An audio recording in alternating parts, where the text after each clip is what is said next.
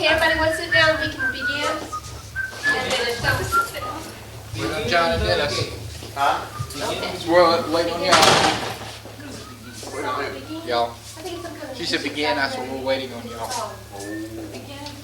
That's my seat. It's hot. What are you talking about, Tom? Okay, tell us what audience we... Tired. You don't want me kind to see you on video. No, like that. this is me. You Slap Maxwell. what you see is what you get. Sure tell how you done. Okay, ready, roll on.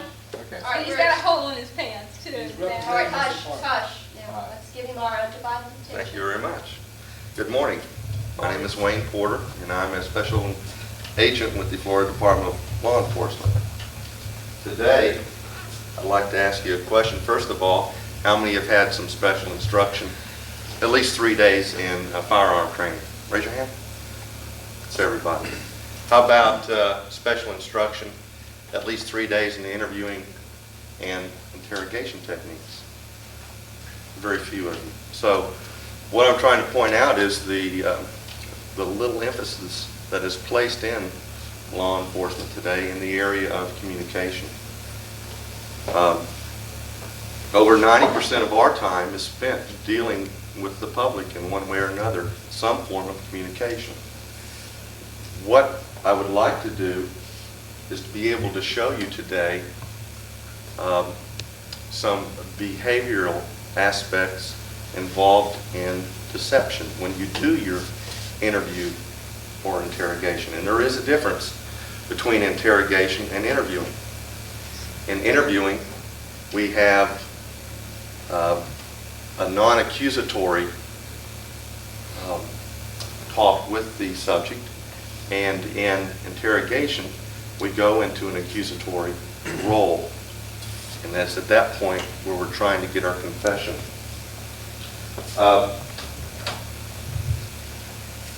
The art of behavioral aspects associated with lying is kinesics. That is a body language, a study of body language in connection with communication. Hopefully by the time you leave today, you'll have some ideas pertaining to how you might be able to elicit further information from an individual by way of knowing what the real truth is.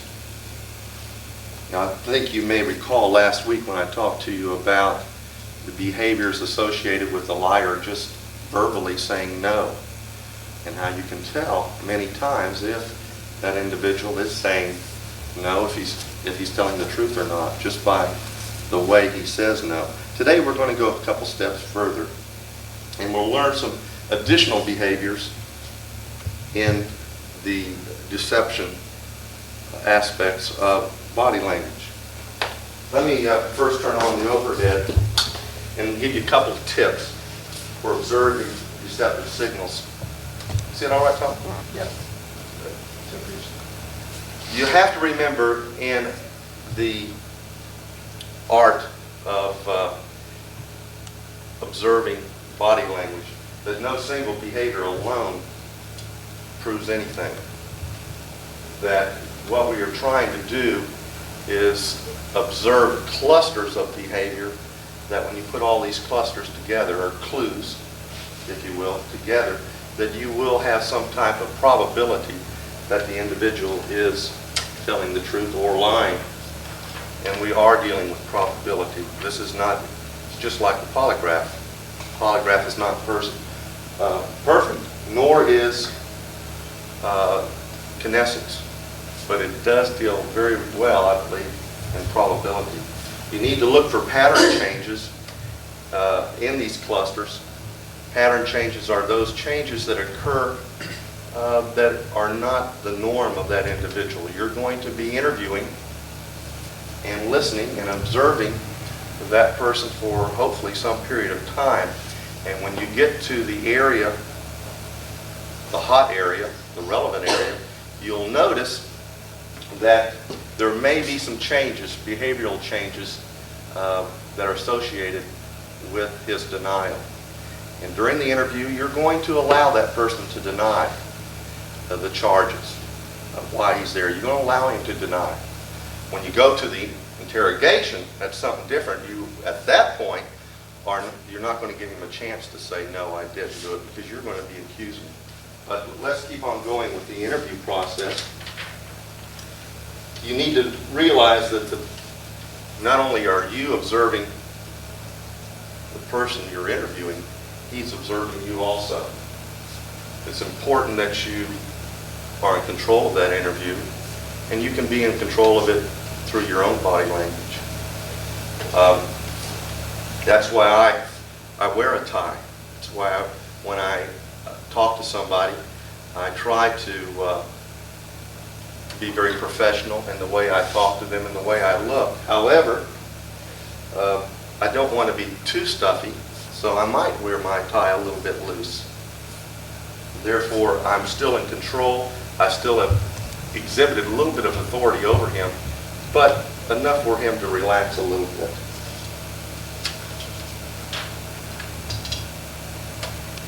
You need to concentrate on observing, listening to his verbal responses, watching his body language.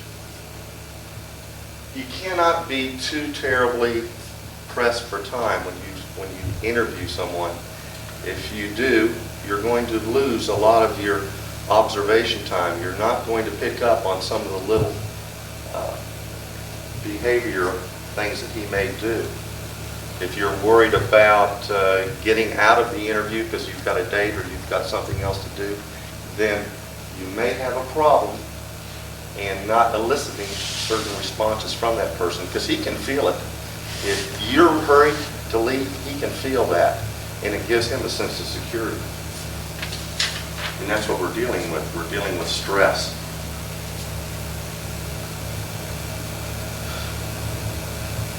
Your conversations with the person that's being interviewed, many times they're going to use the word but during their version of what occurred. Pay special attention. Many times when they use the word but, it reverses everything they've said up to that point. And what they say after the word but is it's true, more than likely. Prior to that, it's a good possibility they lied about what they said prior to it. They really didn't mean it anyway. You'll find that on your interview. Now, when you go into interrogation, you might find that everything in front of the word but is true and everything after is not true. Like he may say, I killed the person, but I didn't mean to. On an interview, they're going to be denying. Interrogation, you're eliciting responses from them as an accusatory type of situation.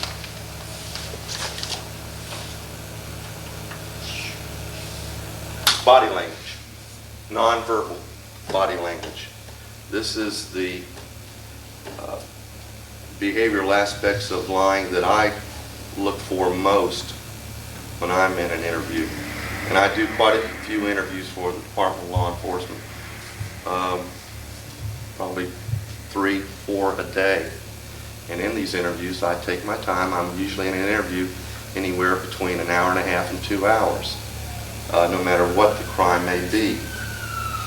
Look for the head. Look for head movement when you get to your relevant areas on these people. These people are not aware that they are exhibiting certain aspects associated with lying, certain body languages that they're showing you. They don't know they're doing that, and they're doing it because of stress. They may constantly comb their hair back or rub the back of the ear when they get to the relevant area of the lie. And they'll only do this at the point of the lie. If they're doing these behaviors during the interview, all throughout the interview, then I would say it's not valid. You shouldn't consider that as a clue, if you will. The nose is one of the most sensitive areas, I think, to lying.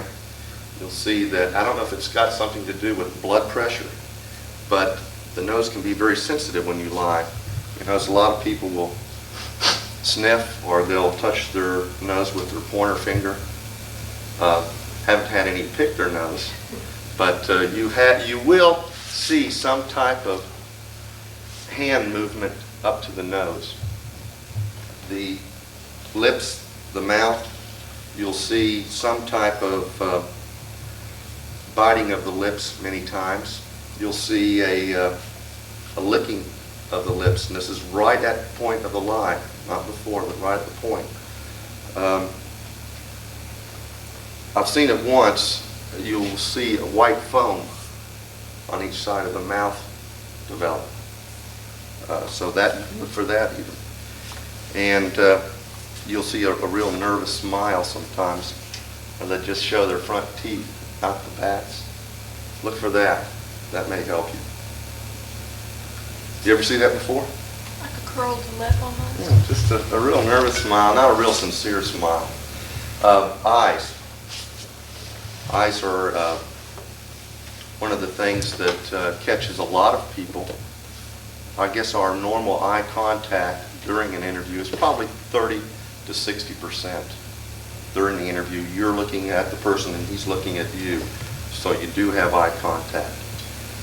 But sometimes the people that are lying, they may even go up to 100%, a real stare down. I'm sure you've been approached by a mean dog. You try to stare down the dog and he's looking at you and you're looking at him. We wonder who's going to break it off first. Well, a deceptive person many times will try to stare you down, and you have to be on guard for that. Excessive blinking, or even the lack of blinking, is also an indication of deception. The normal female blinks once every 4 seconds, I believe. That's what the rate is. Normal males once every 3 seconds. Susie probably blinks. See, you're blinking a lot more right now, even talking about it. But stress does cause you to blink more or less when you reach a particular hot area. I used an example of Susie the other day putting a gun to a person's head. And you'll notice if that would happen, that person would be not only scared to death, but their eyes would open wide up and there would be no blinking at all. That sometimes occurs to the other individual when he lies or she lies. There's a new theory, relatively new, in that the way a person shifts his or her eyes indicates what type of personality they have. Now, if your eyes move to the left during the interview, some people believe that is a sign of an introverted person or emotional type person, however, and those are the type of people that will tend to give you the confession a little bit quicker than your more aggressive individuals. They may slow down a little bit in their answers to you, but they are very susceptible to interview and interrogation. They're also very susceptible to touch. You can wear down a person with touch if you come across a person whose eyes move to the left, such as Susie. Susie's eyes move to the left, and she would be very susceptible. Dennis probably would not, because I think his eyes move to the right and looking at him. These people with the right eye movement, they are more difficult to break. They are extroverted in many ways, and they are fairly aggressive. When you have an interview, they'll try to dominate you, and you will not be able to really break them as easily. The eyes are another indication of when a person's ready to give up, when they're ready to spill the beans, if it will.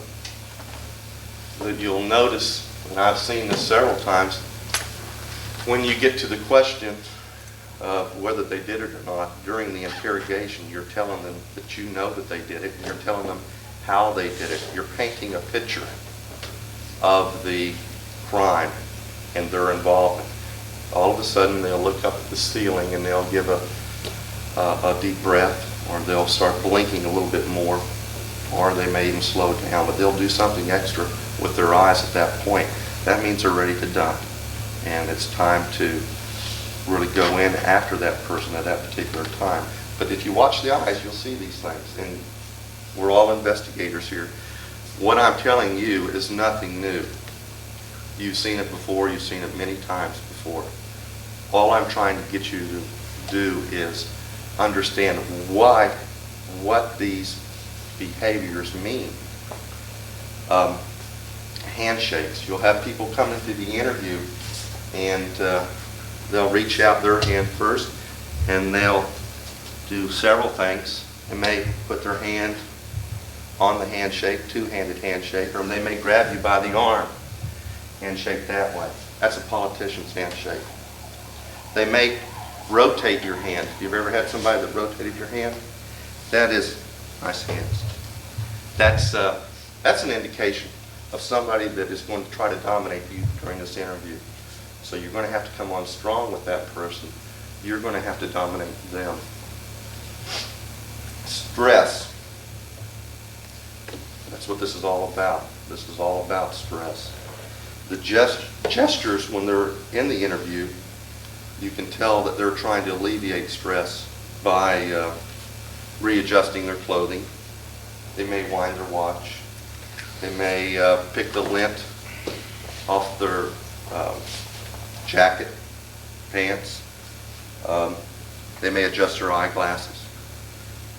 These are indications of the person that's trying to dump the stress. So you need at that point to instill a little bit more stress on them for the stress that they are relieving. Let me show you another overhead. And this is these are other gestures that are synonymous, I believe, with lying. The first one is when you ask them if they have, did you rob that store? Did you kill that girl? Whenever you ask that particular question, the hot question, they'll repeat it back to you verbatim. Did you rob that store? And they'll say, did I rob that store? Like they're having problems hearing. And all throughout the interview prior to that, they've never had a problem hearing you. So you'll see that. You'll hear a liar's growl, what I call a liar's growl, where they clear their throat right after they say no. And they had not been doing that previously. They'll tell you, hey, I've really got to go. Can we cut this short? They'll try to get out of that particular stressful situation by putting time constraints on your interview. So it's important when you go to interview somebody to make sure that they realize they're not going to be there just for a minute. They may use soft words such as, instead of steal, they may say borrow. Kill, they may say die, accident. They'll try to soften up the relevant area as much as they can. Responding to another question, number 3, is something that I see quite often in my interviews. I'll ask them, did they shoot Jane Doe? And they'll ask me, why would I shoot Jane Doe? Or do you really think I shot Jane Doe? They'll respond with another question instead of answering my question. They'll also try to get out of the interview by saying that they have some health problems and they can't stay there long. Or they'll develop a health problem during the interview itself. Have you ever had somebody, Tommy, to where they had a problem once you got in there? They never mentioned it prior to that? You find that quite often. I have. There's a couple things you need to be aware of in interviewing. The first one is that person that comes in and starts to exhibit anger. That person like Dennis. Those are your aggressive people. Those are the people that you're going to have a very difficult time with. And those are the people you're probably not going to get anything out of. Overly polite people. Overly polite person is one that keeps repeating your name over and over again, trying to be big buddies with you.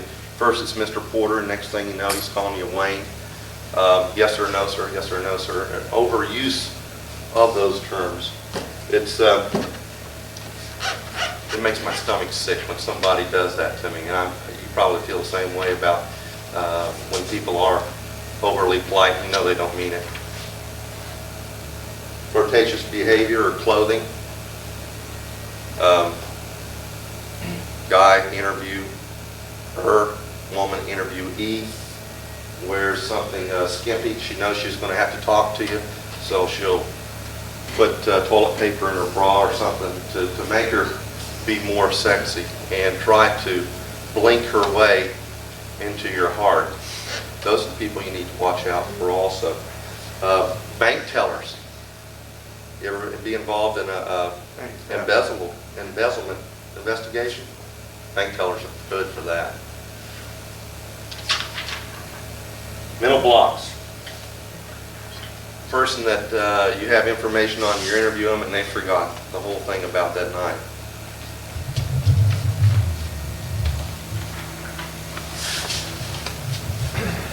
When this person agrees that he or she is a good suspect to you, they're telling you, yeah, I look pretty good, don't I? Whereas the innocent person is going to say, there's no way. There's no way I could have done that. These people here, if you're careful with these behavioral aspects, you will be able to know the person you should really come down on or not at time of the interview. It's time now for your confession. This person is maybe hit 5, 6, 7 times on some of these clues, all when you said the relevant questions. The interviewer at that point goes into his interrogation. But prior to that, in order to elicit the proper information, you're going to have to establish a rapport. The interviewer's got to be pleasant. He should, at the point of interrogation, be very, very confident in the other person's guilt. Don't let him think that he may not be guilty. You tell him that you know he did it, but you want to know why. Don't give him a chance to back out. You can be a friend to him. You can be sympathetic. You can rationalize with him as to why he may have done the crime. You can minimize his participation in the crime. The whole point is to elicit some type of information from him that you didn't have previously. Let him make a statement. You can tear it up later if you need be. On the aggressive people, you just give them the facts and you try to go into them as hard as you can, but you're not going to establish a rapport. You're not going to have a real good friendship with those people. So you're going to have to just come real hard to those people. Behavioral aspects, when a person is ready to confess, they'll sigh. They'll just dump that big breath, that first breath. They'll open up their palms instead of being like Dennis with his arms closed in. They'll open up. They'll open up to you. You'll have some people, women especially, start to cry. And when they start to cry, it's all over because they're gonna dump it all out and they're gonna tell you everything there is.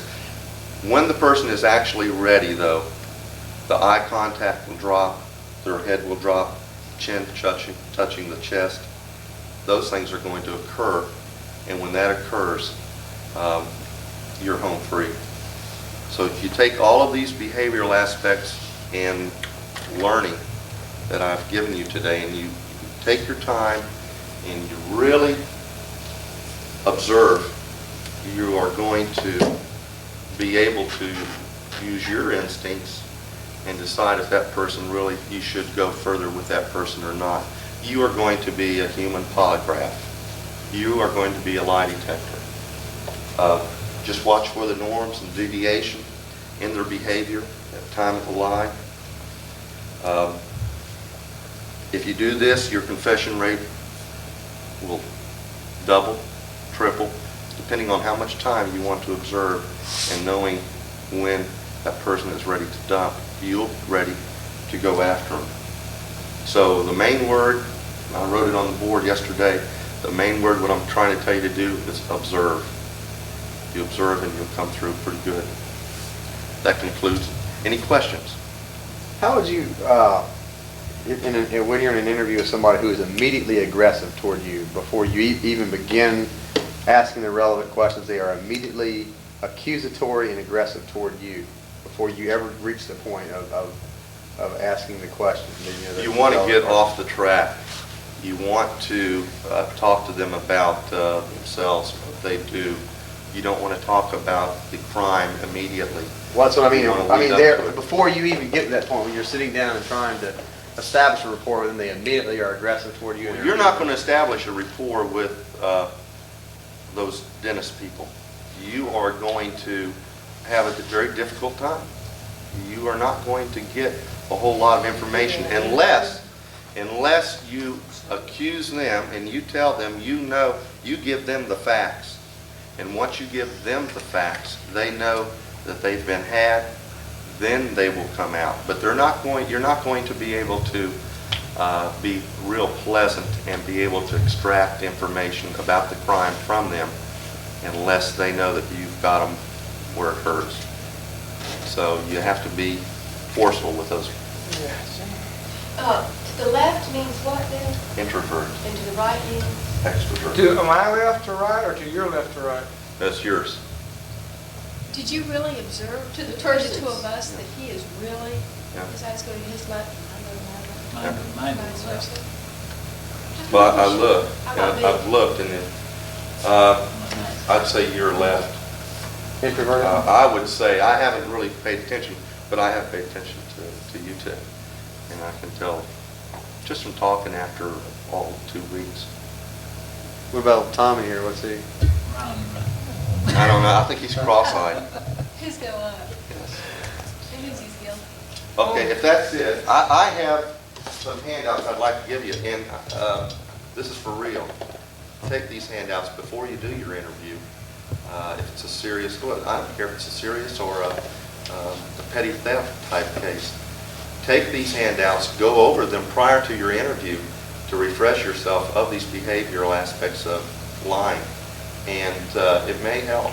I'm going to And we're visit. across The next social time I strata. ask for a raise and they tell me Pardon there's me? no money in the A budget. social, White, black, white, there's a purple. problem. There's a problem with the person that is lying somewhat. You'll have the whites will cross their legs.